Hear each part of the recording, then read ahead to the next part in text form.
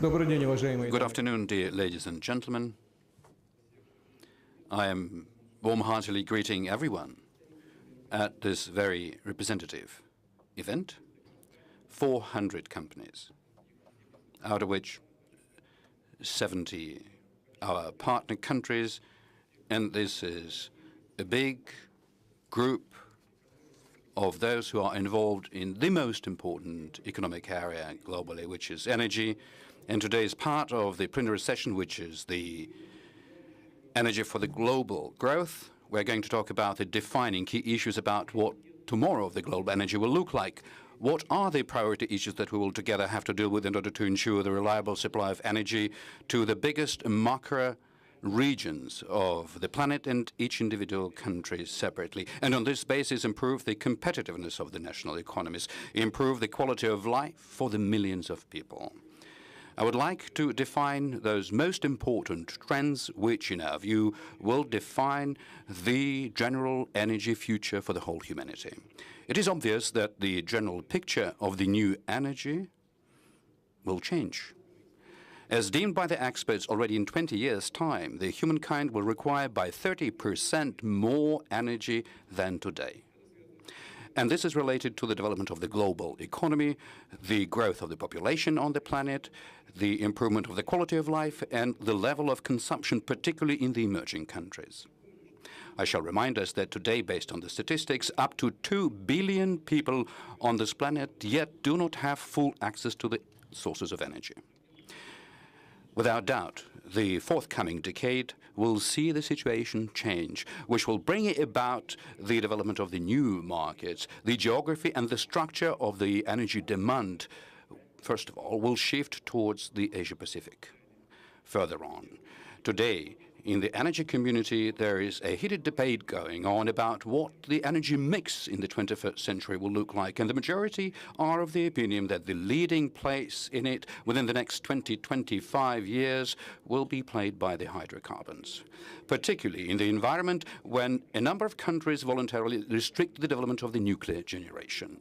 Alongside with that, one should expect the growth of the fuel competition, and in the first place between the conventional and the new sources of energy. Today, practically all of the mature economies set the course for the development of the clean energy, including the renewables, which account already for more than half of all of the commissioned generation capacities. By 2035, their share in the global energy mix is expected to grow from 15 to 23%. While in power generation, and that is not taking into account the hydro energy from the current 7 to 20%. However, the traditional conventional energy is not going to stand still. For example, the improvement of the exploration and production technologies makes the tight-to-recover reserves of oil and gas more easily recoverable, which applies also to the energy potential of the Arctic. Another key trend will become the reduction of the energy intensity of the economies, in the first place through the massive application of the modern technologies, which can be easily seen through the example of the internal combustion engine.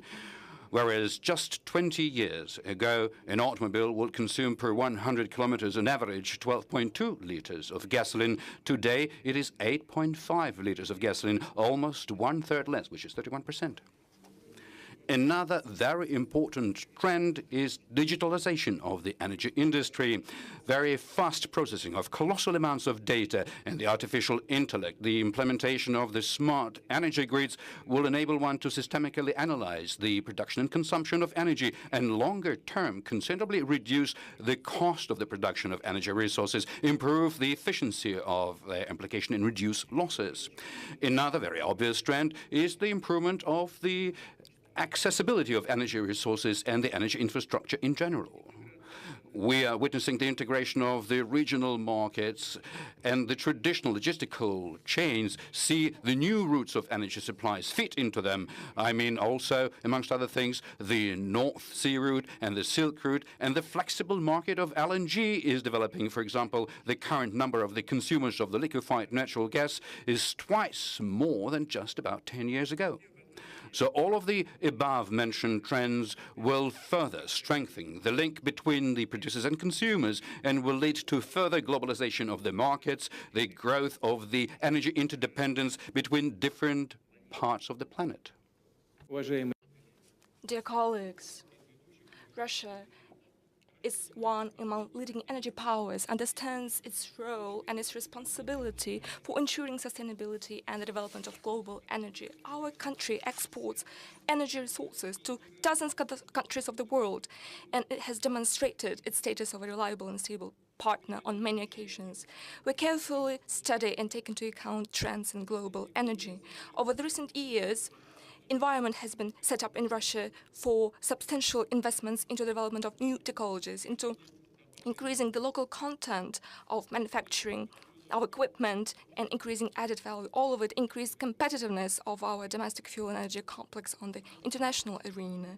Today, we are upgrading oil refineries, setting up large-scale gas and petrochemistry production. I'm referring to the clusters of Amur and Tobolsk, Eastern Petrochemical Company. Great attention is attached to this area in other regions of the Russian Federation, as the tradition goes. In Tatarstan, projects are being promoted which advance the development of infrastructure and diversification of exports. For example, Yamal LNG gas pipeline, such as Nord Stream 1 that has been built.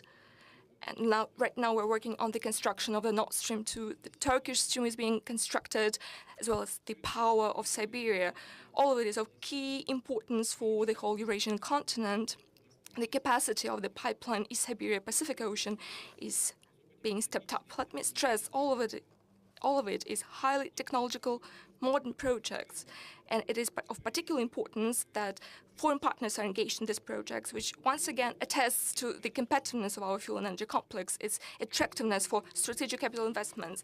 As other countries of the world, we seek to make energy cleaner, and we have attained significant results. Let me stress that already today, among biggest economies of the world, Russia's energy mix is one of the cleanest. Over a third of generation is accounted for by nuclear power and hydro energy and renewable energy sources.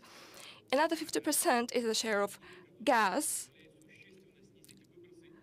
the usage of which helps us significantly mitigate emissions and other impact on the environment. That is why we're so bold in getting committed to the Paris Climate Agreement.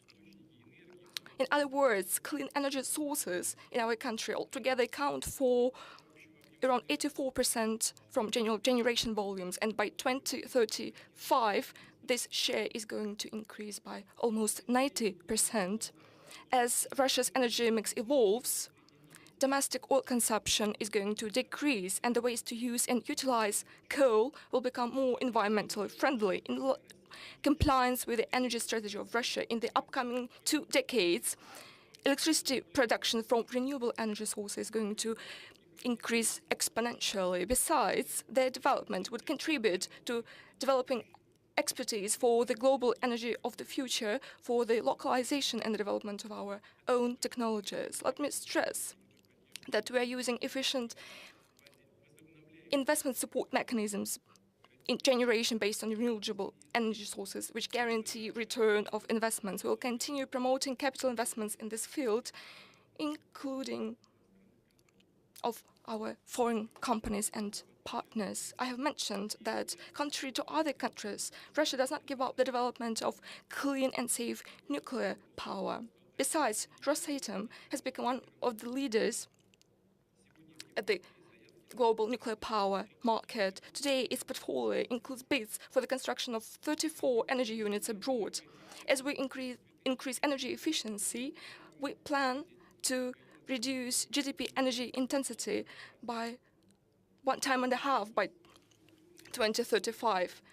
That will happen as a result of structural readjustment of economy, reduction of losses in the grids, and the deployment of energy-saving technologies, digital technologies, the reduction of specific fuel consumption in transport and power generation. Our energy is future-oriented, and future belongs to innovations. That is why we attach great importance to scientific research, design and development in the energy field. We are setting up favorable conditions to attract private investments into promising projects. A good example could be the extension of production of modern solar panels based on domestic technologies, as well as equipment for wind generation. Dear colleagues, today's opportunities and objective problems in the energy field dictate the need of joint efforts as we advance to the future. We would like to jointly remove obstacles to further economic growth of countries. First of all, I'm referring to developing countries which need guaranteed and affordable access to electricity and energy. However, there are many other trends offsetting the movement towards global energy partnership. I'm referring to unilateral financial and sectoral sanctions in the energy sector, which are directly used by certain countries and partners for unfair competition, for asserting their own interests and their own energy resources, even despite the fact that they're uncompetitive. The negative impact of such steps is obvious for the whole world energy sector and economy. It is, first of all, a severe blow to consumers and those countries who, welcoming such actions, miss attractive investment opportunities. Of great danger for world energy sector is a growing technological gap. For example, 2/3 of high technology oil services in the world are rendered only by 3 companies representing developed countries. Today, we need to consistently remove barriers to free movement of energy sources, investments into their production and development. We need to actively develop energy infrastructure, jointly foster new technologies. Let me stress that we stand ready to cooperate in the energy field with all interested partners based on principles of equality and mutual benefit. Of great importance is attached to our cooperation within the framework of such reputable structures as BRICS, Eurasian Economic Union, SCO, OPEC, and Gas Exporting Countries Forum. A good example of successful joint efforts is the agreement between Russia and some other countries with OPEC. Not only have we ensured the oil market rebalancing, we have opened up new opportunities to implement promising projects and technological cooperation because investments got back into this sector. I'm confident they will continue to get united in creating a sustainable and fair energy future. I wish all the participants of the Russian Energy Week fruitful work and interesting discussions. Thank you for your attention. President Putin, thank you very much for those opening words. I think they very eloquently express the full range of the themes and the topics that we want to talk about today at this forum. Let me first introduce our illustrious panel. My name is John Fraher. I'm a senior executive editor at Bloomberg News. To my left is Mr. Syed Mohammed Hussein Adeli, Secretary General of the Gas Exporting Countries Forum. We of course delighted to welcome our host Vladimir Putin. To his left is the Secretary General of OPEC, Mohammed Sanusi Barkindo. And to his left then is Adnan Amim, the Director General of the International Renewable Energy Agency. Thank you very much all for joining us. President Putin, let me begin with you. You mentioned Russia's alliance or the recent agreement with OPEC, and you mentioned the fact that it opens up new opportunities for Russia. As you know, there's a lot of talk about whether Russia and OPEC will extend these production cuts, which are due to expire at the end of March. Would you consider extending them beyond the end of March?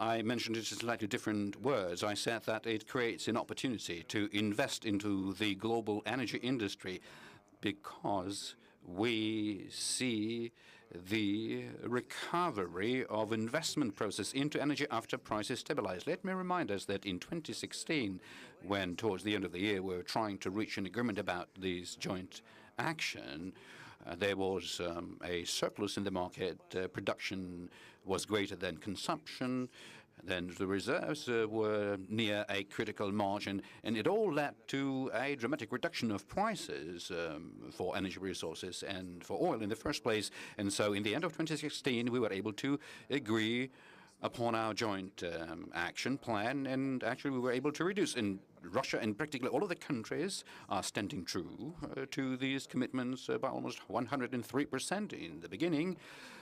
Russia took on the commitment to reduce 300,000 barrels a day, and that is exactly what we did. We are completely compliant with these kind of commitments, and as you correctly noted, later on we agreed about extending for another 9 months until March 2018. And in what we see currently happening, I think everybody is interested, not only the oil producers, but also the consumers. Why? Because when the price for oil fell below the lower threshold, if I may say so, investment stopped flowing into the industry, and that meant that sooner or later there will come a day when the global energy and the global economy will invariably be confronted by a very dramatic and unexpected shortage of energy resources, and the prices would have been rebounded sky high. And nobody's interested in that, are they? Everybody's interested in the market being stable. And so what we were able to do together with OPEC, I believe, is for the benefit of the whole global economy. Now, whether we're going to extend this agreement or not will depend upon the way the situation would evolve in the global market. So, principally, I am not ruling this out, but we're going to act upon the realities that would evolve by March 2018. Sounds a little bit to me like you would perhaps be in favor of extending them beyond March. Of course, the end of March is not very far away. I think that this is possible. You know, and you know this quite well. It is very important to entertain caution in such a public forum and public statement, because many countries who didn't join us, they are quite positively respond to what we're doing today in reducing our production. For example, the Libyan leadership, to the extent I heard, publicly stated recently that it is considering the possibility of having the Libyan producers join our efforts, in at least the part which is being controlled by the powers which have made such a statement. I mean, Marshal Haftar, for example. And everybody is aware of this and understand the need for such joint effort. I shall repeat it again. We will have to look again at the way the global energy mix looked like in March 2018. We maintain contacts with our key partners, with OPEC in general, and with main producer nations. And so I hope that we will have the honor and the pleasure to receive the King of the Saudi Arabia very soon in Russia, and undoubtedly we're going to talk about it. So we are maintaining this constant dialogue, and I shall repeat it, based upon the realities. In March 2018 we will make our decision, but I do not rule out that we may extend these agreements. I'll put you on this on one last question on this. Everyone in this room, of course, likes stability. Everyone in markets likes stability. If you were to continue to decide to continue the production cuts, could you see that the extension of cuts lasting until the end of next year?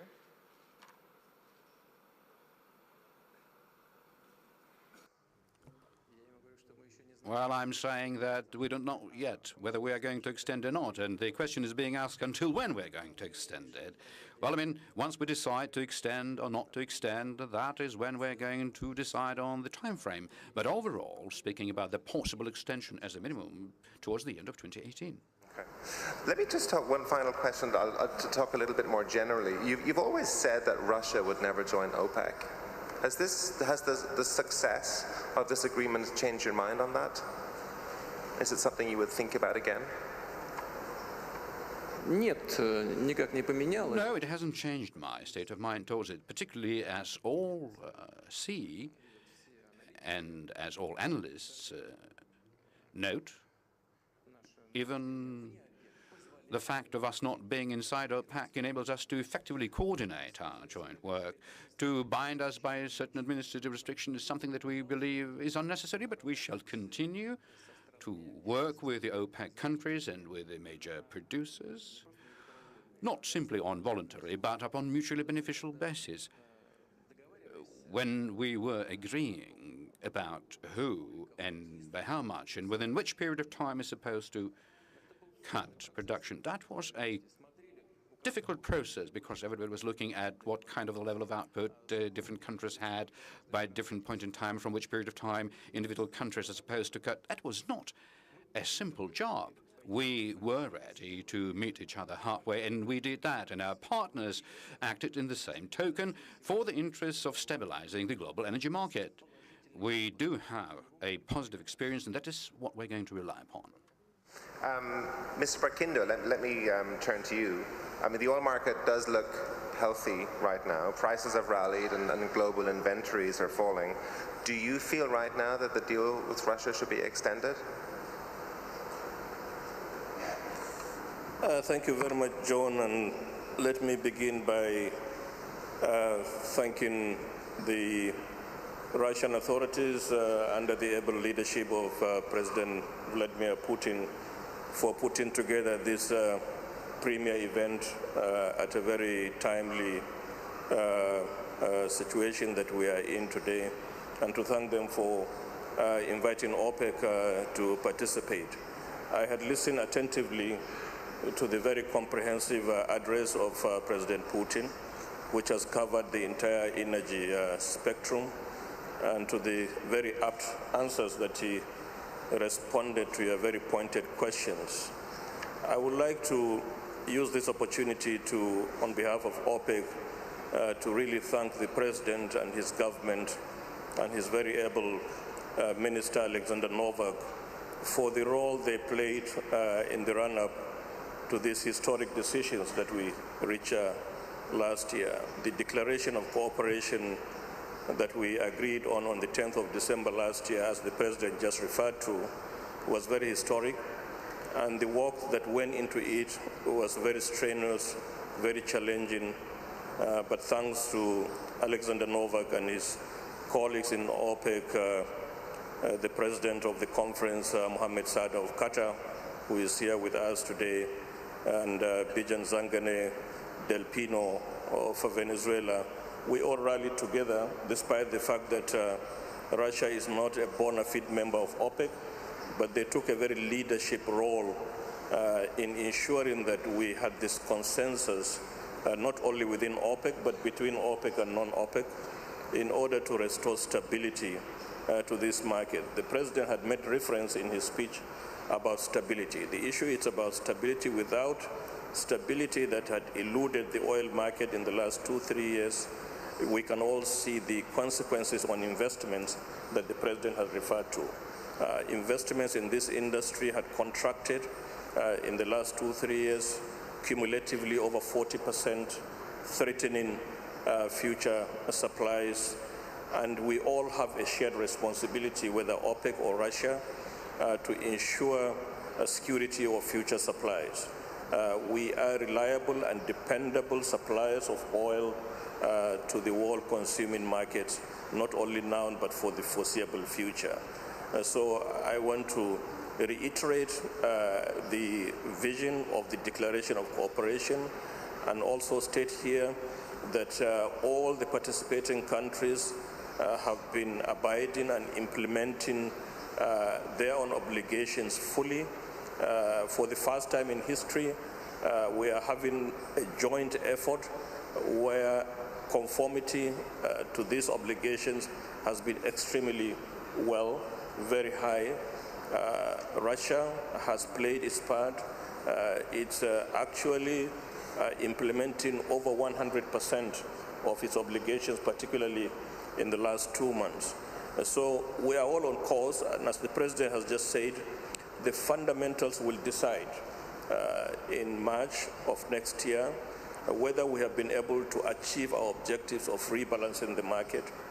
One variable, stocks in the equation, has been out of balance since the fall of 2014.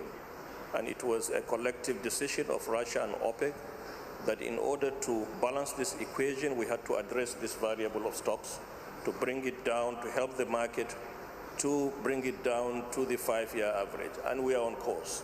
From January to date, we have seen stock drawdown of nearly 170 million barrels. So there is massive destocking that is taking place across the spectrum, across regions, both onshore and offshore. And I am confident under this platform that we have created, thanks to President Putin and Alexander Novak and the ministers in OPEC, we will be able to restore stability on a sustainable basis to this industry. Thank you. And how quickly do you think you'll be able to get to that point? I mean, this restoring of stability, or is that happening more quickly than you would have anticipated maybe 3 months ago? As you have seen, when we started, these stocks have built up to over nearly 380 million barrels over the 5-year average, and this was unprecedented in the history of oil. But as a result of the full implementation of the Declaration of Cooperation, from January to date, we have been able to stimulate the drawdown to about 168 million barrels. The latest numbers are showing. Therefore, we are on course. The drawdown is ongoing. The market is rebalancing going forward. And without preempting what Alexander Novak and his colleagues, the ministers, will decide on November the 30th, I think the fundamentals that will be presented to them at that time, as President Putin has just referred to, will inform the decision that they will eventually take on going forward. But all I can say is that the future is looking much brighter than before this decision was taken on the 10th of December. And we are looking at beyond the rebalancing of this market to further institutionalize this strategic partnership between OPEC and the non-OPEC through the Russian Federation, so that we will be able to sustain the level of cooperation beyond the issue of supply and demand and stocks. And could you, just finally on that topic, could you give us a sense of what is the mood among the OPEC members? You obviously talk to them all the time. What is the current balance of opinion in OPEC as regards extending production cuts next year? I think there's a common understanding, not only within OPEC, but the international oil markets, that for the first time we have got our act together. For the first time, we have shown and demonstrated our commitment of 24 producing countries to take full responsibility in restoring stability to this market. And we have also demonstrated beyond reasonable doubt that we are committed in sustaining this beyond the rebalancing of the market. The market, in the fullness of time, based on the figures that are before us now, will rebalance, will come back to balance, and the equilibrium will be restored. But what happened the morning after? Now discussions are ongoing among my ministers in OPEC, together with Alexander Novak and his colleagues in the non-OPEC group, on how best we can institutionalize this partnership so that we can begin to address issues like investments that the President has just referred to. Without sustained investments in this industry in a predictable manner, we may be sowing the seeds of future shortages of energy, which is not in the interest of either producers and consumers. What we have done is not only in the interest of producers, but also in the interest of consumers, as President Putin has aptly described. Thank you for that. Let's shift gears now and turn to the future of the energy industry. So governments around the world are throwing their weight behind fighting climate change, regardless of what Donald Trump and the US thinks about Paris. Transport is becoming more fuel efficient, and electric cars, self-driving cars, may transform our societies in a way that are as yet impossible to predict. Despite all this, a lot of oil producers say that the industry has still got decades of growth ahead of it as it tries to feed the needs of the world's emerging middle classes. But Mr. Imim, you represent the world's you represent the renewables industry here in this panel. Do you think, are those predictions wrong? Is there too much complacency? Do you find too much complacency when you come to conferences like this full of representatives of the energy establishment? It's a very interesting question, but let me start by saying how privileged I feel to be here. And to have somebody from renewables on the same stage with a leader from a leading energy country and two leaders from the hydrocarbons is an indication of how this change is taking place. You wouldn't have expected this a year ago. So that's the first indicator. But in a broader sense, if you look at the pulse of what is happening, I had the privilege of listening to President Putin 3 times this year. First was in Istanbul at the World Energy Congress, when President Putin said, you know, the advent of green energy is moving fast, and it is the right development for the world for the future.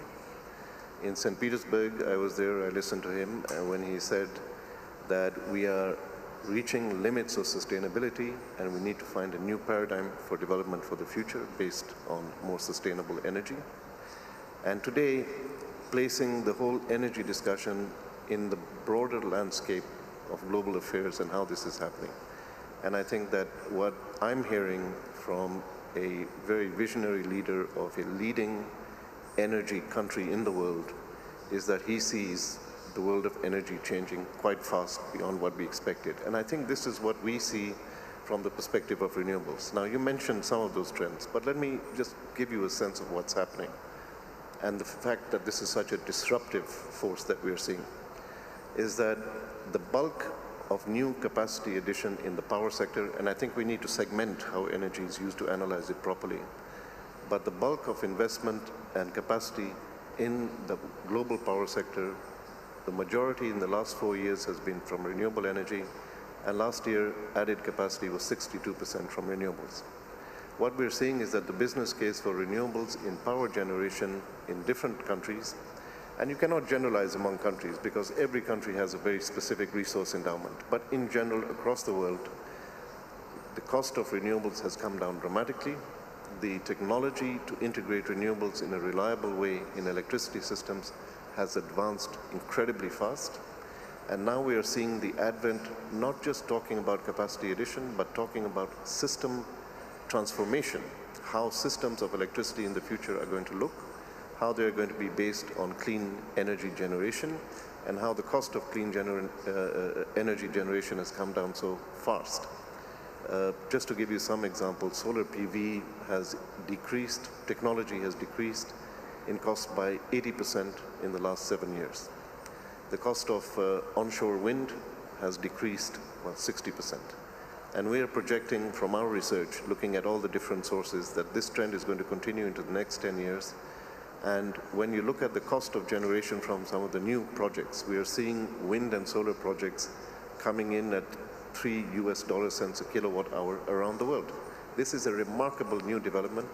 And yesterday was the most shocking news is that the bid for 300 megawatts of solar generation in Saudi Arabia by Masdar in Abu Dhabi has been made at $1.7 a kilowatt hour.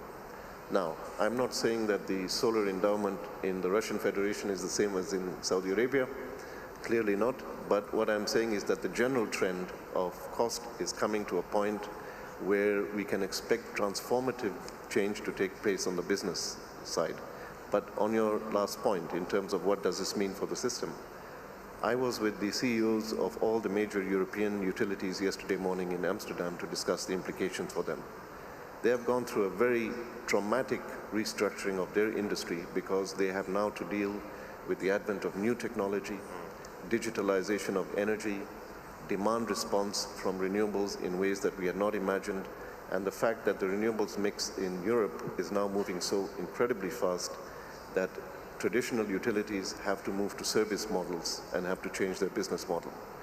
I think that this trend is something that will become global in a very short period of time. If you start to look at India and China and the ambition on renewables, if you look at the fact that in Africa and in Latin America, this has become the dominant form of capacity addition to the global electricity sector, on the power sector, I think the future is going to be largely renewable. The issue becomes what happens when you start to look at the future of oil. And of course, renewables cannot compete yet on mobility, transportation, freight, and other end-use and industrial sectors. But the advent of electric vehicles is going to be a game changer because we are now seeing countries like China, India, the United Kingdom, Germany, Scandinavian countries, which are now committing to electric mobility by 2030 or by 2040. When that begins to happen is when you will see real impact in terms of demand for different types of hydrocarbon projects. I believe that gas will continue to play a very important role because for the time being, you need some level of stability in systems, and gas provides that quick response capability to balance intermittency from renewables and systems. But demand for oil is very different from the demand you have for renewables, and there I would never predict what will happen with oil. I leave that to much wiser people to do. But nevertheless, do you feel there's still too much complacency? I do, and I think that what we haven't yet fully grasped is how quick this disruptive force is going to move. When you remember what happened very quickly with IT and mobile telephony, and the fact that the landline became obsolete in a very few years, we're now seeing new systems for power generation and distribution that are making the old fixed infrastructure of centralized generation and distribution obsolete. And when you have the advent of storage, like in electric vehicles, people normally use use a car 2 hours a day. But when you have an electric vehicle, you basically have a battery on wheels sitting in your garage, and if it's connected to the system, you have a storage capability with the 1 second response time that can help to balance systems. So I think electric mobility will move much faster than people are expecting. I think that will have very disruptive implications for the energy sector overall. And I think that we need to prepare, because the advent of new technology and digitalization and blockchain is going to be transformative in the terms of how we generate and distribute energy in the future. Mr. Hussain Adeli, let me turn to you. You're here representing the gas industry, and of course we've heard a lot already about the important role that gas will play in the transition from oil to more renewable, cleaner energy forms. But yet, there are concerns that we're about to face a long period of oversupply in the global LNG market, for example. Is it time to make the GEFC a bit more like OPEC and to start regulating production? Well, let me first say how pleased I am to be in this honorable panel with His Excellency President Putin. Also, I would like to congratulate the Russian government under His Excellency's leadership for this timely conference. Also, I would like to say that today we are organizing our 19th ministerial meeting under the presidency of Russia, and Minister Novak is the president of ministerial meeting, and we are discussing among the ministers developments of the gas. But talking about the future of gas, I should say that although gas is now facing some challenges, and that challenges is because of the changing dynamics of the market, but it has a promising future. Why? I think that there are 4 main reasons why gas has a promising future. First one, as you rightly mentioned, and it was also referred by President Putin, is the environmental agenda of the world. We have UN 2030 agenda. We have the Sustainable Global Agenda, Global Sustainable Development Goals, SDG, and we have the Paris Agreement. And all of these would make the countries and energy policies to mitigate their CO2 emission, and they have already made some commitments. And I guess even in the United States, practically, that is not going to happen. In the state levels, there are many authorities over there which will go into mitigating the CO2 energy. So mitigation of CO2 energy and advance to the low-carbon society is a global movement which is going to advance its own way. And this is one factor, which is a very important factor. The second factor is the flexibility of gas. Flexibility of gas, by that, I mean that gas has become very competitive. We see that LNG is growing, also is giving lots of competitiveness to the trade of gas, as well as we see that there are lots of flexibility in terms of trade terms and conditions. So this makes gas flexible and competitive. Even I think that although we hear about the cost of investment in the energy, in the renewable energy, is coming down, and I agree that the technology is helping really to come down, but still they cannot compete with the low-cost production gas, which is very much found in Middle East and CIS countries.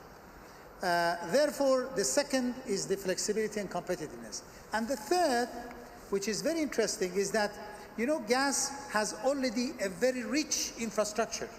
So if a country would like to invest on that, instead of creating and investing a lot in other fuels, I mean, gas has already lots of investments which you can do all these investments on that. And last but not least, we are talking at the global level, and our solution should be a global solution. Solution for Africa, solution for Asia. It is not a Europe-centric solution. And that comes to the nature of gas, which is accessible, affordable, and abundant.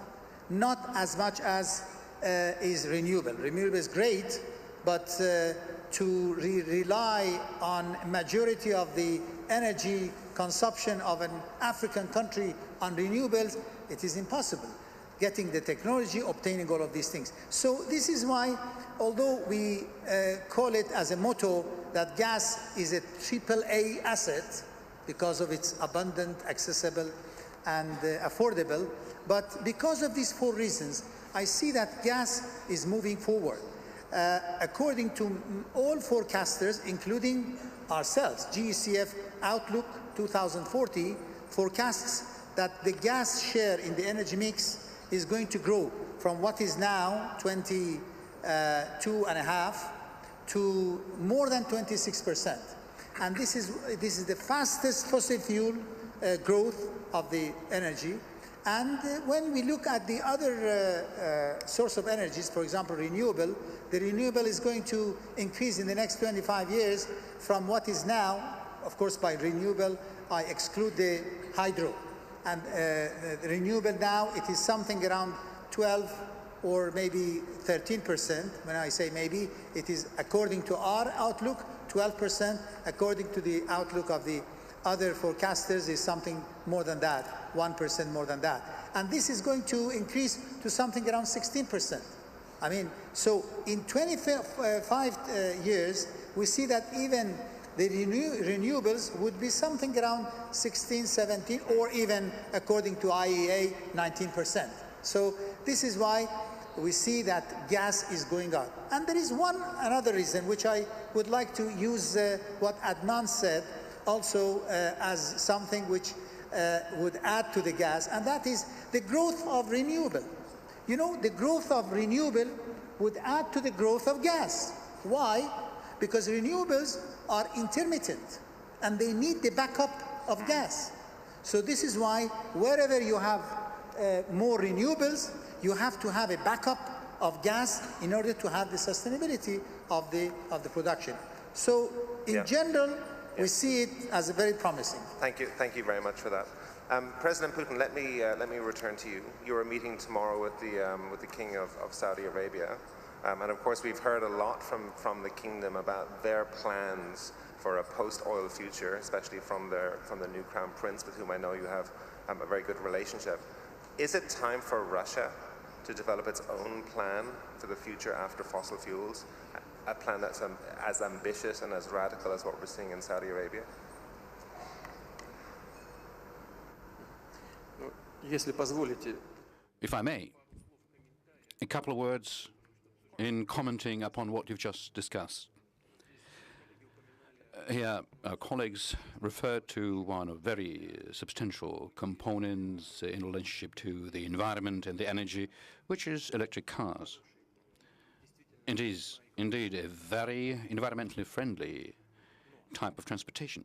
However, in order to connect oneself to the electricity grid and charge your battery, you have to produce this electricity, for which you need to have a primary source. And today in the world, by way of such a number one primary source, it is not oil even, it's coal. And with this regard, one certainly has to move towards having the renewable sources of energy moving into the forefront in the generation systems. But that won't happen before the end of the next 30-year period. And for now, we do not know how this will happen, because the technology of utilizing both coal and oil are improving. That is why the experts primarily say that the energy mix will remain as it is today. And so, with this in mind, I would like to note that the kind of fuel as the gas motor fuel, we believe, in the end of the day, to be much more environmentally safe than the electric automobile, because, like I said, the primary source for the electricity generation currently, to a very large extent, comes from coal and fuel oil. Gas just partially, while the gas motor fuel, if it is to be directly used in the transportation, then overall that should constitute the kind of the green energy then simply found in the electric cars only. Now, with respect to the LNG, which you just mentioned in passing, that one observes a bit of a stagnation in the LNG market, and isn't it high time to switch over to the same kind of regulation in the gas industry as is the case in the oil industry? Well, indeed, that is true, that there is a bit of a stagnation in terms of the LNG utilization, and this we see through the European example, where we observe the lowest capacity utilization amongst the LNG terminals. And on the contrary, the pipeline gas supplies has dramatically grew. And that shows that the competitiveness of LNG at this point in time is inferior to the pipeline gas. And I believe that gradually this will all change. And let me now start answering your question that you've directed to me. But before I do that, I would like to respond to another point that you've mentioned about this gas market. Isn't it about time for it to become like the oil market? That will become possible, and that would make sense only when the gas market becomes global rather than regional, because today it is still regional. Do you think that could take? How long could that take until it becomes truly global? Well, nobody knows, and I will explain why. Because, let me say, in the Asia-Pacific, we see countries consume the liquefied natural gas to a larger extent. In Europe, we see countries consume the pipeline gas to a larger extent. And when this level between the two will be equal, and the spot market will be more developed, and all of it will merge together. Then it will be the time for us to start talking about adopting the same kind of regulatory measures like we see in the oil market. Now, when will it happen? It is difficult to predict. But already today, these are the topics that we're thinking about. We're preparing ourselves for this. And undoubtedly, the production and transportation cost of LNG will be going down, but it is still too expensive. You have to produce gas, liquefy it, transport it, and then regasify it and deliver it to a consumer. It's expensive, but we're preparing for this. You know, one of our biggest projects in this area is Yamal LNG, our biggest undertaking in the area of the gas energy. We do it together with foreign partners from China, Japan, from France. This is an international project, and we plan the development of an already existing LNG generation in the Far East, on the Sakhalin island. We plan to increase the supplies of the liquefied natural gas to Asia-Pacific countries and to Western Europe. And this is all will be facilitated by the development of the Northern Sea route. If we take a look at the time it takes and the cost involved in delivering the respective goods, including the LNG, let's say the most well-developed routes are from Rotterdam to Yokohama, then the distance and the time it takes becomes 1/3 shorter and quicker, and in the similar token, more attractive and more efficient and less costly. Understanding what is going on with the global climate, being aware of the fact that the navigation time extends, we are not expecting and we're not waiting until the weather is going to be as good as in the Mediterranean. We are busy building the ice-breaking fleet, the kind that no other country has. Russia is the only country in the world which has such a powerful ice-breaking fleet. We are currently commissioning another icebreaker by the name of Sibir, and it will be able to break the ice of the 3-meter thickness, and 2 more icebreakers like that are currently in the shipyards, and in a few years' time we're planning to commission the kind of an icebreaker which will be able to break any ice. So what we're trying to achieve is to help the gas market become global, and that is what we're preparing for. But we are similarly preparing ourselves to work with the renewable sources of energy. And in my brief presentation, I mentioned that, for example, we developed a competency in producing the solar panels. We are developing this industry, and moreover, in as far as this is concerned, the products which are being produced in the Russian Federation, and that is already acknowledged by many, our solar panels are much more competitive than the similar kind of products which are being produced by traditional producers. And without doubt, we are thinking both on practical terms. We're going to also run hydrogen energy projects, and we do have the capacity to develop the kind of energy related to the wind loads, particularly in some of the Russian remote regions, like in the Far East. We have a huge and vast territory where this kind of a generation can feed whole regions in this country. So we're preparing ourselves for this, not just like Saudi Arabia, but like many other countries do. And that is why I am confident that this country, Russia, won't be taken aback by any unexpected things.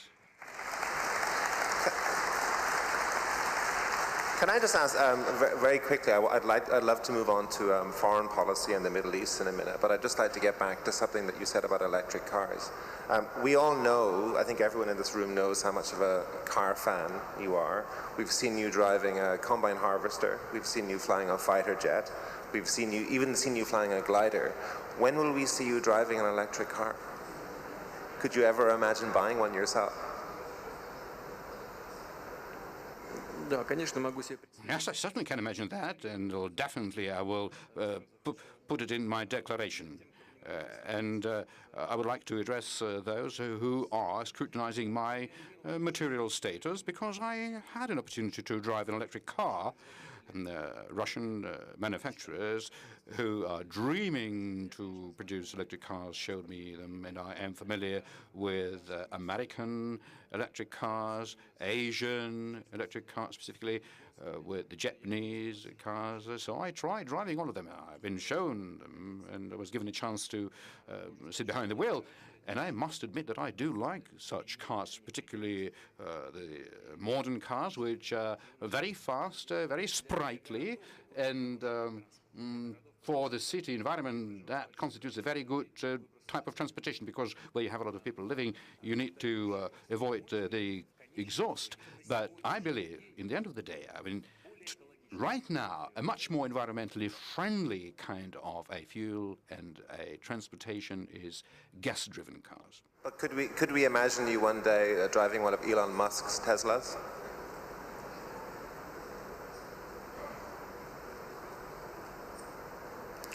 Почему нет? Why not?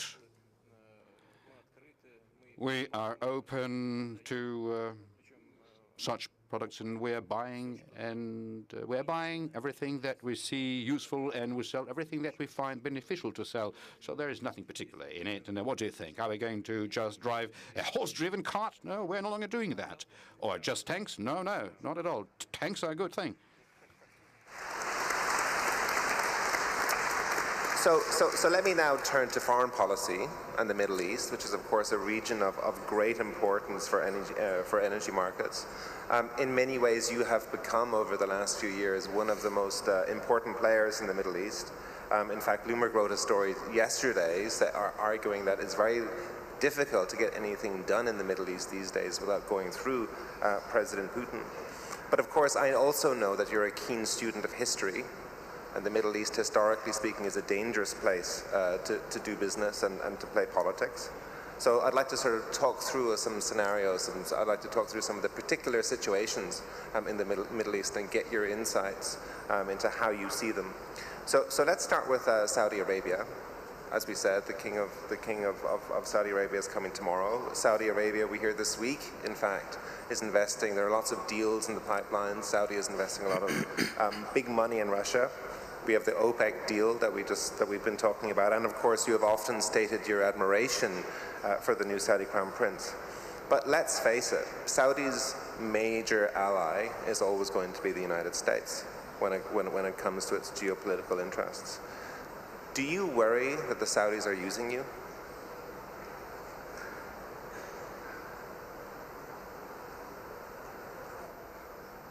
Вы сказали, всегда будут оставаться. You said always will remain. Is there anything in the world which is so absolutely constant? You know, I believe, on the contrary, everything is ever so changing. In as far as the fact that some countries and our partners are pursuing their independent foreign policies, this is an absolutely natural thing. And whenever we are developing our relations with any other country, we are aware of it, we understand it, and we take this into account. And that is in no way for us to develop our relationship with such nations. Moreover, I should say that back in the Soviet times, our capacities were somewhat limited because of various ideological stereotypes and perceptions. And a certain ideological Soviet stick in the mud kind of an approach. We no longer have that. We are open to cooperation, and our partners are witnessing this. And as far as the Saudi Arabia is concerned, several decades ago, we had relationships, but very much on the surface. So right now, they have changed dramatically. We do have certain opposing views and different understanding about how various problems could be more effectively dealt with. But you know what is our advantage, and not only in our relations with Saudi Arabia, but with many other regional nations? Well, you can take it or not take it from me, and you can ask our partners as well. our advantage is that we never play any double games with anybody. We're always honest and straightforward in our relation with our partners. We openly state our position. If we disagree with something, we state it outright, that our position on this is so-and-so. We accept and respect your position, and we take into account, but we will act in this way. And that is our great advantage because we are predictable as opposed to many other countries. And that is exactly, I believe, rather than our defense potential, is what attracts our partners to develop relations with Russia. Well, certainly, it is something that is given that defense potential sometimes plays a decisive role, but not only our growing opportunities and capabilities in the defense area, not only the potential that is growing in our defense industry, in which traditionally are selling a lot of material and defense equipment into the Middle East, because with many regional countries, we've enjoyed historically very in-depth friendly relations, but we're also developing economic kind of cooperation with them. During the recent years from the Middle Eastern region, even despite the economic difficulties that we have been started encountering 2 or 3 years ago, our trade turnover has been growing. I believe that last year it grew by about 12.5%. This year, approximately by the same margin, just during the first half of the year, which means that the annual results are going to be even better. And at the same time, the bilateral trade, is well diversified because these are the countries which are producing energy resources themselves, and that is why a considerable share in our trade relations is accounted for by machinery and equipment, by the high-tech products. And I shall repeat, the volumes of the products that we are selling is growing. And so currently, because of a short-sighted policy by some of the countries, when we had to respond to the sanctions that have been forced upon us, the market for farming products for many countries in the Middle East have become vacant. And so they are making an opportunity out of it and are developing the cooperation in the agriculture with us. So we do enjoy a very good potential, and we are looking into the future with confidence, both as far as the Saudi-Russian relations are concerned, as well as the Russian regional and other countries' relations, like Egypt, like Jordan, like Israel, and with Syria, without doubt. And, well, Turkey is not directly part of the Middle Eastern region, but nevertheless, with Turkey, with Iran, we've traditionally been having good partner relationships. And these kind of relationships are well balanced, and I am sure that this will help us in developing such relations in the future as well. One of the countries, of course, where it's going to be most difficult to balance all of those relationships, I'm sure, will be in Syria. Things, it is looking like we're perhaps closer to the end of that horrible conflict than we are at the beginning. But of course, there are lots of different views of what the future of Syria should look like. Now, again, as I said earlier, you have an increasingly close relationship with Saudi Arabia, but of course, they are not very happy about the influence that Iran has in Syria. What sort of role do you see for Iran what sort of role do you see for Iran in Syria in a post-war world? And could you guarantee to the Saudis that all Iranian forces and militia will leave Syria after the conflict?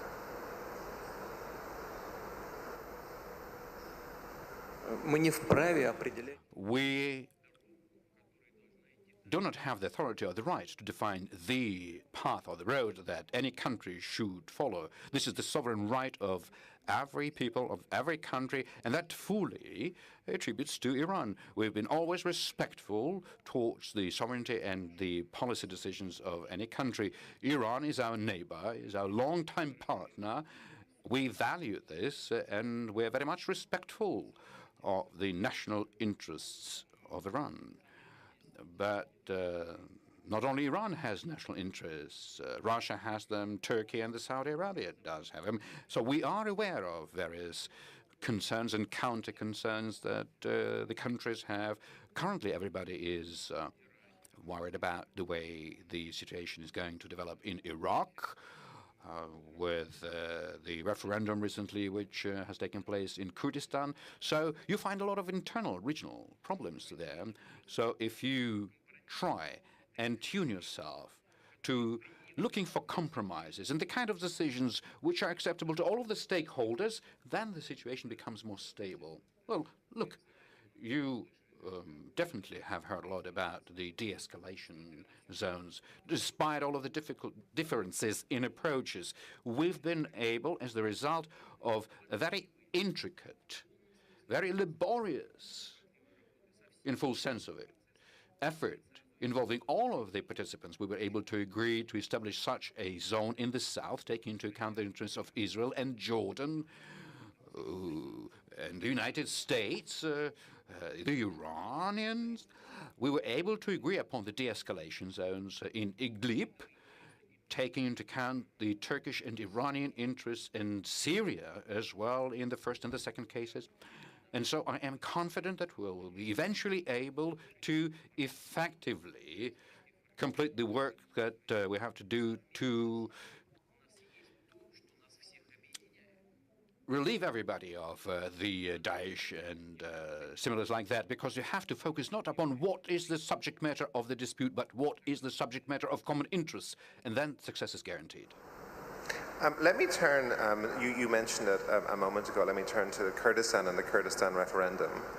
Russia, I believe, is the only major power not to denounce the Kurdish independence referendum. And yet President Erdogan is threatening to cut off oil exports from Kurdistan if their independence drive goes further. Is this helpful? Would it be helpful, really, to cut off oil supplies from Kurdistan? Не знаю. I don't know. I cannot tell that. Everything that is happening inside a country is domestic affair. Yesterday I talked to the newly appointed ambassadors of foreign countries to Russia, and I also mentioned the situation in Spain and Catalonia. I can say the same about Iraq. We are aware of the sensitivity of this issue for Turkey, Iran, for Syria. Because it's not only the situation inside Iraq, and we are aware of that. The issue is about the Kurdish situation in the region as a whole. We have good relations with the people, with the Kurdish people. We have historical ties, and we are not provoking anything. We are not pushing anyone to anything. We are not interfering in these processes. That is why our statements are very cautious and careful. They are not aimed at provoking and deteriorating the situation. Our aim is to ensure contacts aimed at coming up with mutually acceptable solutions. Regarding sanctions, well, I've discussed that already. I mentioned it. Everything depends on a specific situation. For the Kurds, nevertheless, oil is their lifeblood. Do you think, if the oil supply was cut off, it would hurt them massively? Do you think these threats from Erdogan are useful? Я думаю, что это хорошо скажется на... I believe that it will have a good bearing on global energy markets. Prices are going to go up.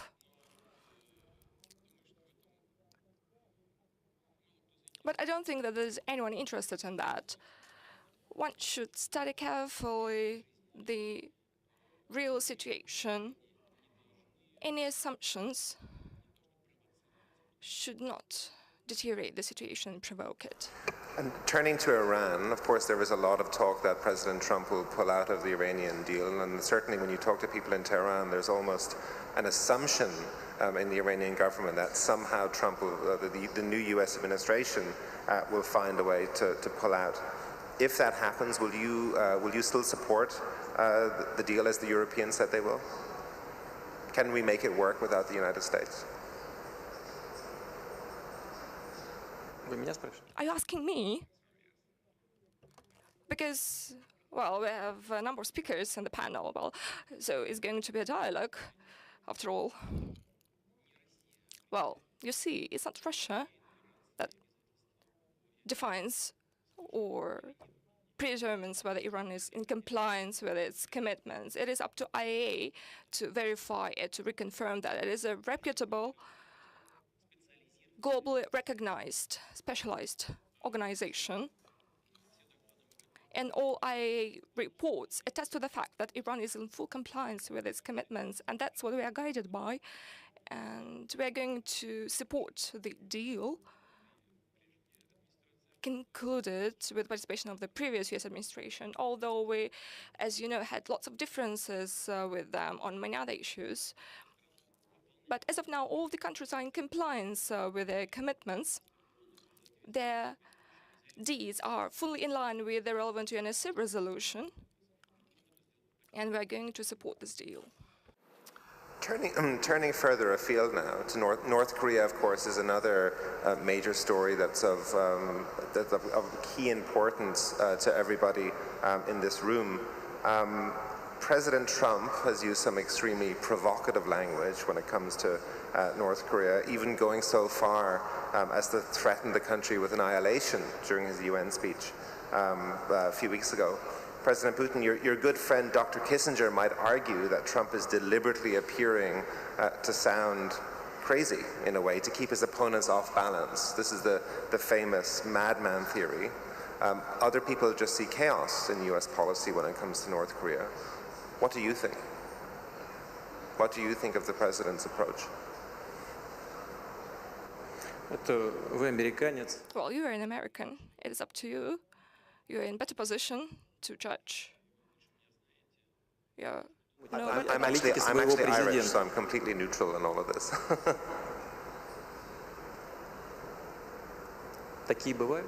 Is there anyone who could be completely neutral? Is it such a thing? Well, you're the first one whom I know to be completely neutral. No matter what happens, it's not up to me to assess the policy of the President of the US. Publicly, I mentioned that, and it's not a secret.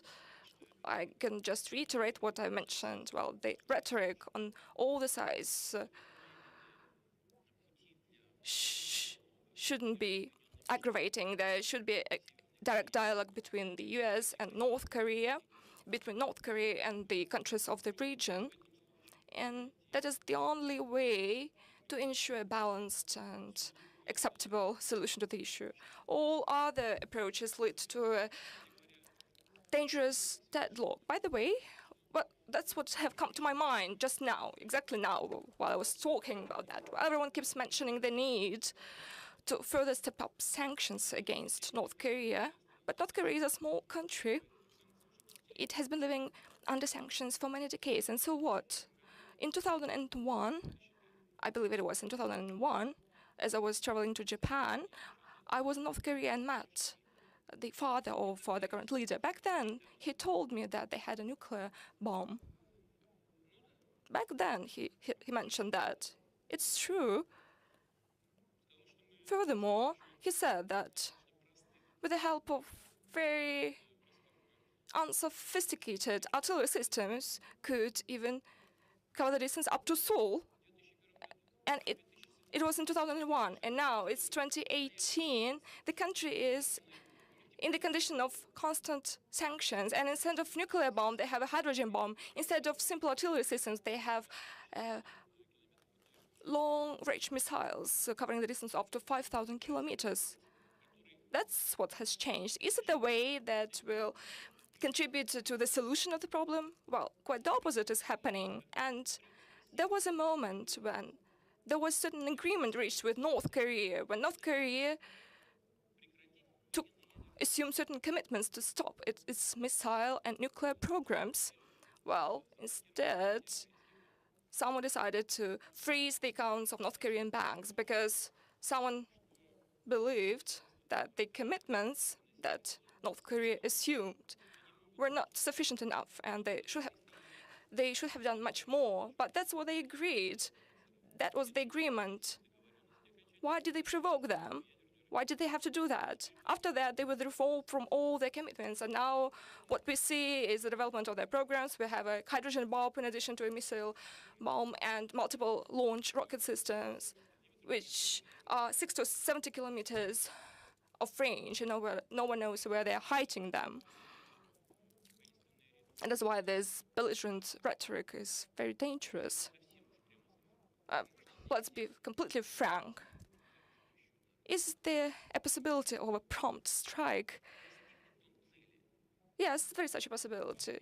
Will it hit the target? Well, no one knows that, for sure. No one knows what they're keeping and where with 100% certainty. It is a closed country. That's the answer.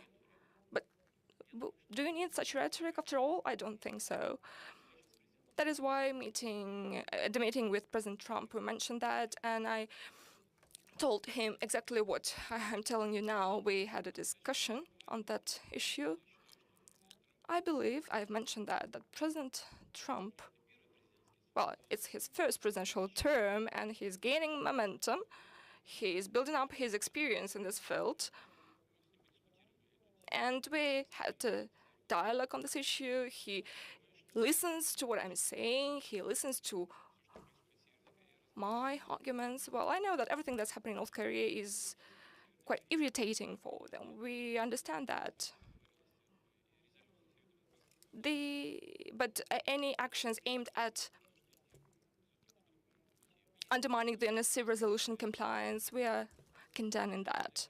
There is a Chinese-Russian initiative, a roadmap. If there's someone who is not supporting that, if they don't like that Russia and China put it forth, why don't we try to forget that it was Russian and Chinese initiative? Let's call it differently, but what we need to stop is confrontation, and we need to find a way to a mutually acceptable solution. But you say that President Trump listens to you, but when you listen to his rhetoric on North Korea, that wouldn't seem to be the case. You're saying that we should de-escalate the situation, de-escalate the rhetoric, and yet with every single day that passes, his rhetoric seems to increase. Just 2 days ago, he very publicly said to Rex Tillerson, forget about it. There's no point even talking to the North Koreans. I'll deal with it. Are you sure that he's listening to you? Well, since we talked last time, some time has passed. The situation is evolving with every passing day. New irritating factors are emerging. There were new tests by North Korea. Nuclear bomb was tested, missiles were tested. Everything is changing. What Rex Tillerson stated, well, I'm not aware of everything. Well, I do know some things, but not all of them. You'd better ask them by yourself what they are discussing. Why would I comment on that?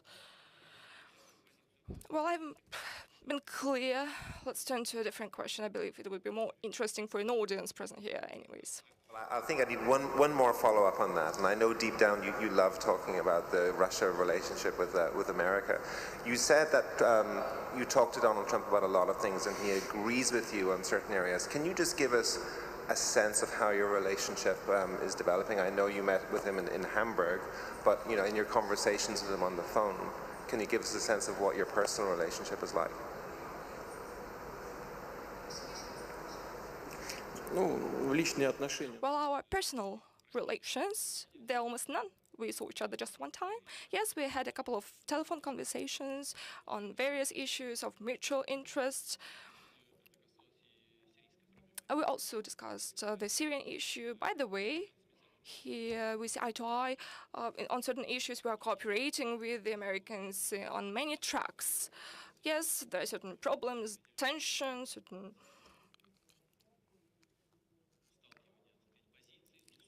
certain confrontation when our approaches are different, but still we are capable of coming to joint solutions to coordinate our approaches. Well, regarding interstate relations, well, you can judge by yourself. They have become hostage to the internal political situation in the US. I mentioned that on many occasions. Certain forces are using Russian-American relations to address their internal political problems. Well, we are passionate. We are waiting for this process, internal political process of the US to come to an end. I do hope that the fundamental mutual interests, which are not proliferation of weapons of mass destruction, the combating of cyber crime, our cooperation in the energy field, our cooperation in the area of addressing regional conflicts. I've been working tirelessly on those conflicts, on the coming up with a solution to these conflicts, as in Syria, for example, the fight against terrorism, cybercrime. Well, I believe these are fundamental interests that will change the nature of Russian-American relations for the better. But do you think, just getting back to what you said a moment ago, do you think that Donald Trump has become a hostage of the American political system? That seems to be what you just said. Я думаю, что такой человек, Well, I believe that such a personality as Trump, with his character, will never be hostage to anyone. So what would your advice to him be? вы сами что посоветуете? Well, as an electorate, member of electorate, why don't you give him your advice? Why would I do that? I'm advised by my electorate, and I believe that President of the US should be advised by his electorate. You are among them. So as an advice, you can formulate your own position, your own advice on your behalf or on behalf of a group of citizens, on a group of a party, on a group of business community. I am confident that business community would advise him to establish normal economic ties with Russia in order to prevent competitors taking profitable positions at the Russian market and to work jointly in the interests of American economy. There are such companies, there are quite many of them. By the way, at the St. Petersburg International Economic Forum this summer, American companies were very abundant. You know, there are lots of real friends that are interested in establishing well-established, full-fledged cooperation, and we'll continue promoting ties with them irrespective of the current political situation. And has President Trump told you that he personally wants to reestablish normal business ties between Russia and the US? Это вы его сами спросите. Why don't you ask him? I cannot tell you everything he told me. Чтобы я прям рассказывал. Do you want me to tell everything to you? That would be good. That would be nice, if you could. Briefly, getting back to North... Нет, это было бы плохо. That would be bad. It will be a bad thing, for sure. I'm a journalist. I need to ask these questions. Briefly, getting back to North Korea. So you, President Putin, you are one of the...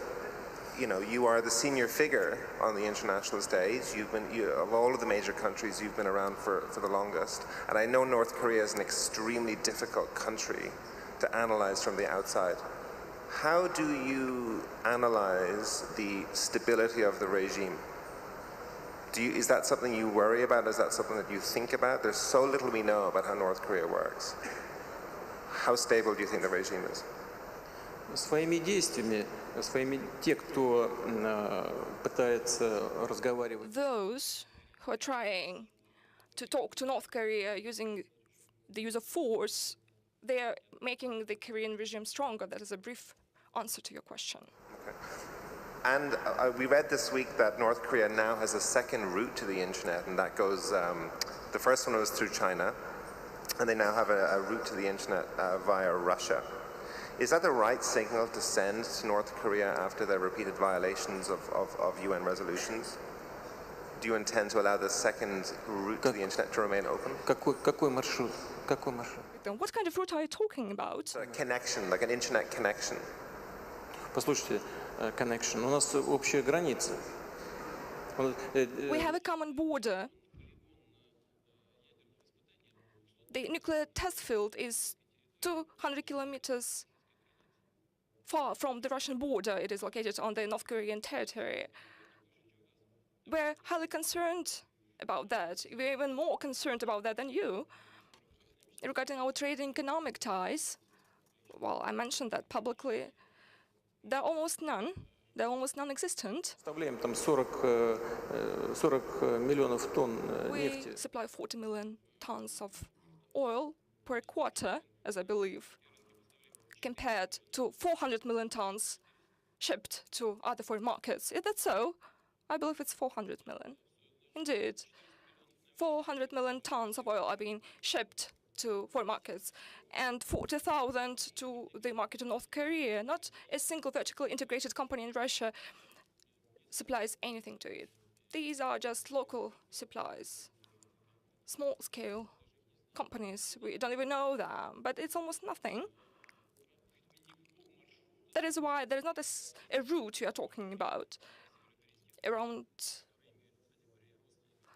a couple of thousands of North Korean citizens are working in our country who have relatives there. That's it. That's almost nothing. Almost no cooperation. There is nothing to discuss. There is no route we are talking about. So President Putin, let's talk a little bit about your legacy as President of Russia, the Russian economy, and its future. I think these are questions that... Рассказать вам анекдот. Shall I tell you a joke about an Israeli army? Значит, вот молодого солдата A спрашивают. young soldier was asked, see, just imagine, there are 20 terrorists going at you. I will take a Uzi machine gun, I will start firing back. All right, and so if there are tanks, I will take the grenade thrower and I will try and defend myself. And if there are airplanes flying and the tanks are rolling and the terrorists, he says, Mr. General, am I alone in this whole army? And so, am I alone on this panel? Well, I promise I will bring in the others in a moment. But we have elections here in March. And as you know, the Russian economy is showing some signs of recovery. There was a measure of competitiveness recently showed that Russia has risen, I think, 5 places. So it's now sort of roughly around the same level as where Poland and Spain are. On the other hand, if you look at surveys of wealth disparities in Russia, you see that Russia is more divided economically than it has been since you became president, and the gap between the rich and the poor is the most extreme of any major country. Do you see this as the biggest failure of your presidency?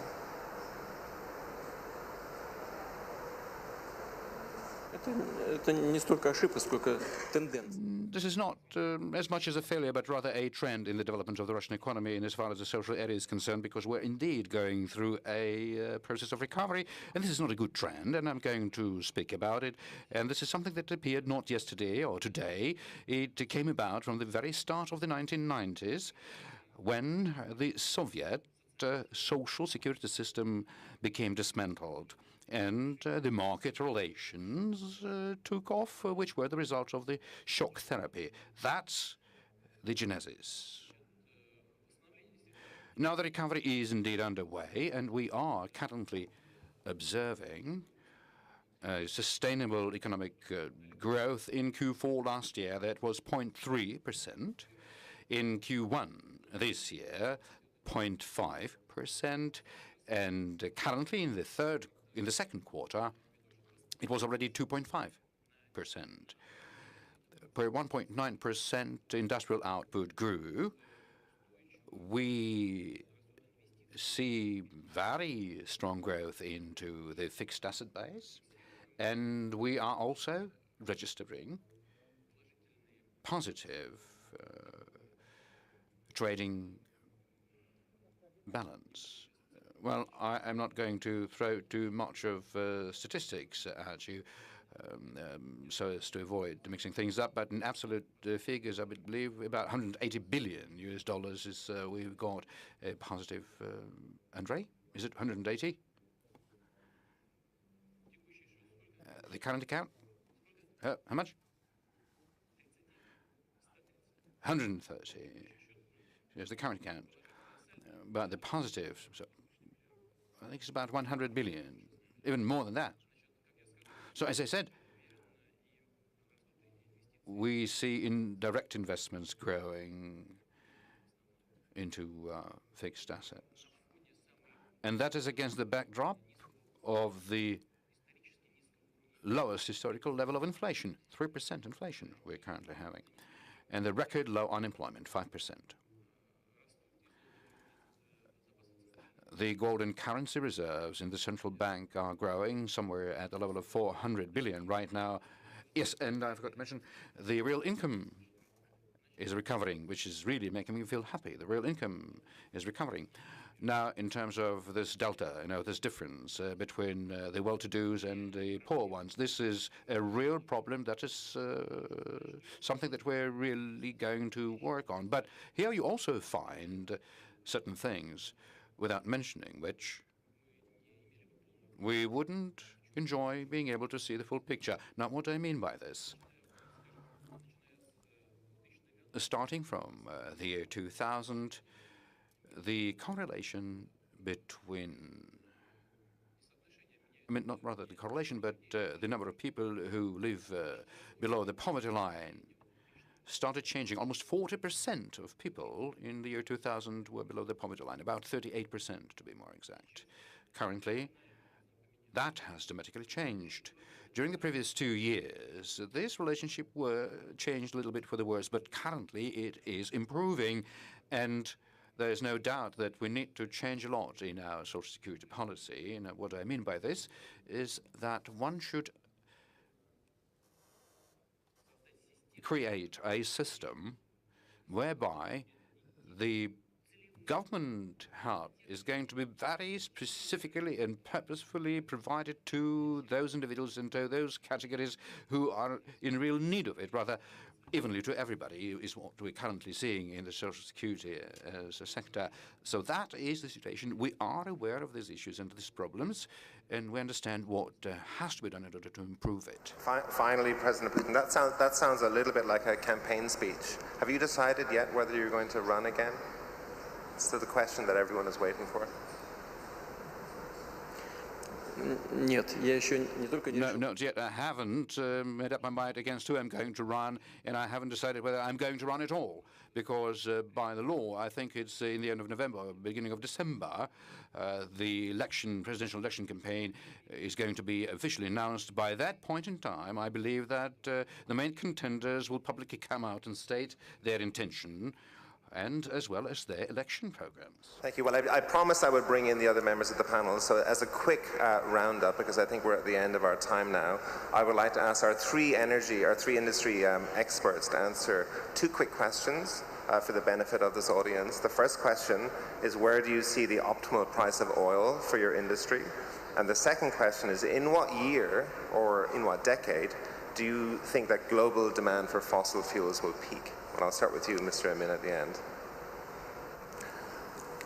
I will never make that prediction, because there are much better qualified people to make predictions on the price of oil.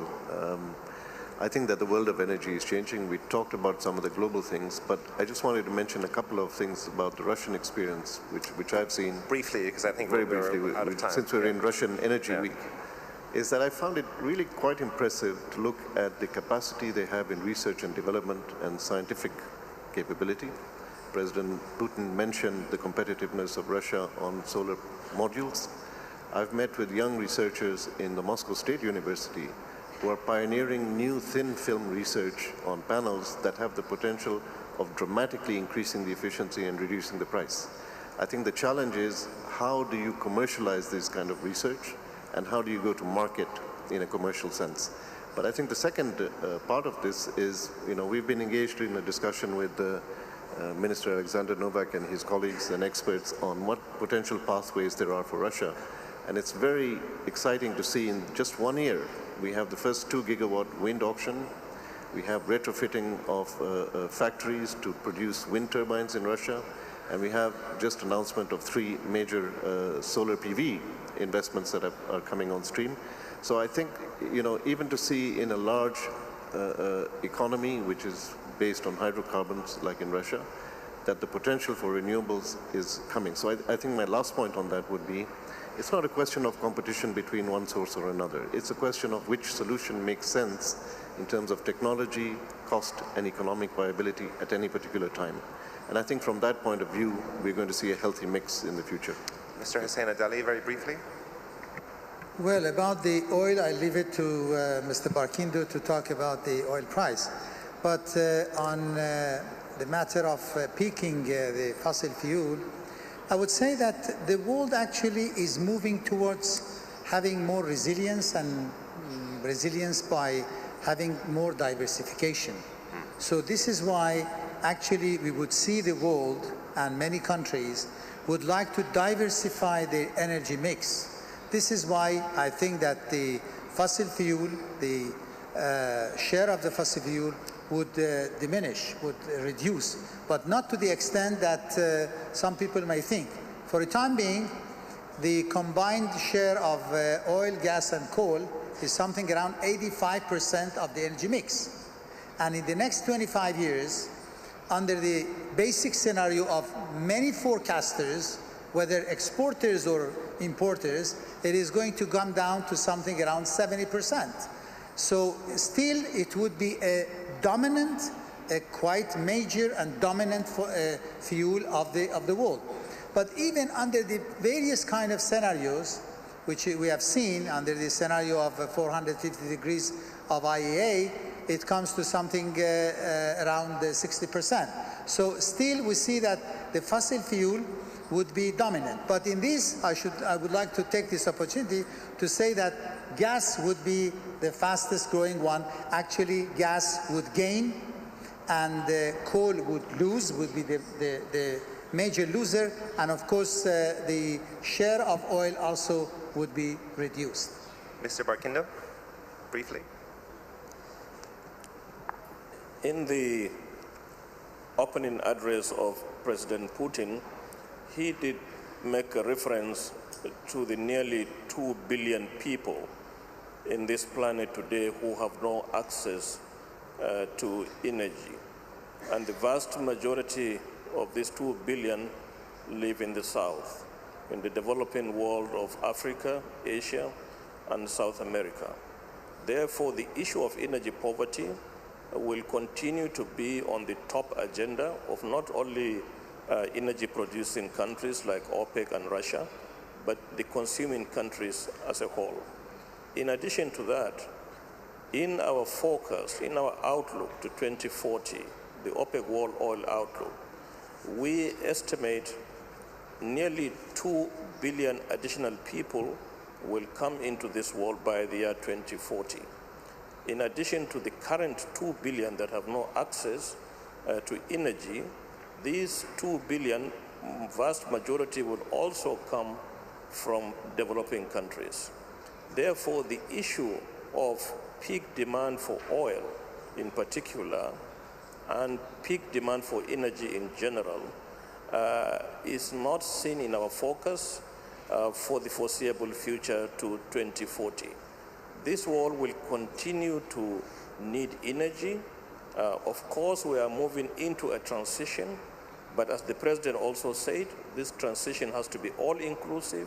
It has to take into account those who are deprived the right to have access to energy, those who are currently in deficit, and those who will join this planet in year 2040. And as you know very well, John, as a matter of policy, we are not in the business of forecasting prices as such in OPEC, but we remain consistent on the issue of attaining stability in the oil markets on a sustainable basis in the interest of all producers, in the interest of all consumers, primarily to ensure predictable and sustainable energy investments to ensure that future supplies are guaranteed to continue to fuel growth, not only in the developed countries, but also in the poor developing countries.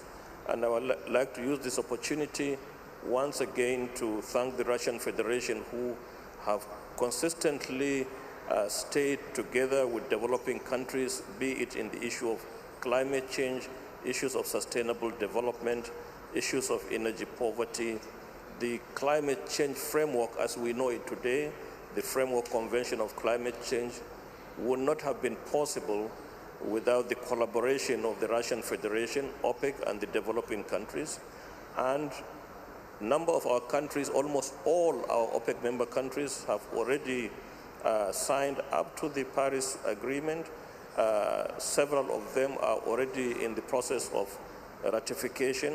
So despite the fact that we are oil producing and exporting countries, we are also mindful of the fact that we remain citizens of this world. Our countries are impacted by climate change. We are also impacted by the response measures of the rich industrialized countries. Yet we remain responsible for our destiny, and therefore we are joining the rest of the world in ensuring that we fulfill the objectives of the Climate Change Convention going forward. Thank you. President Putin, I'll give you the final word. Я уже говорил, хочу повторить, уверен. As I said, and I would like to repeat, I am confident this is an obvious fact, that the need for energy resources would only grow, and this applies both to the hydrocarbons and to the renewables. But the hydrocarbons will be in demand in the course of many decades to come. And yet again, I would like to underscore that the need to utilize hydrocarbons is going to be obvious and going to become stronger. And the situation in the global markets will depend upon a well-weighted, balanced approach by the producing countries. But our recent agreement with the OPEC countries and with the other countries which produce energy resources but which are not OPEC members does demonstrate that such agreement is possible. And that is exactly the kind of responsible way that Russia is going to demonstrate in the future. And in my mind, we have all the reasons to believe that the situation in the global energy market in the foreseeable future will remain in a balanced state. With that, thank you everyone here today for coming and listening. Thank you to our panelists, Mr. Barkindo, Mr. Adeli, Mr. Amim, and most of all, thank you to our host, President Vladimir Putin. Thank you.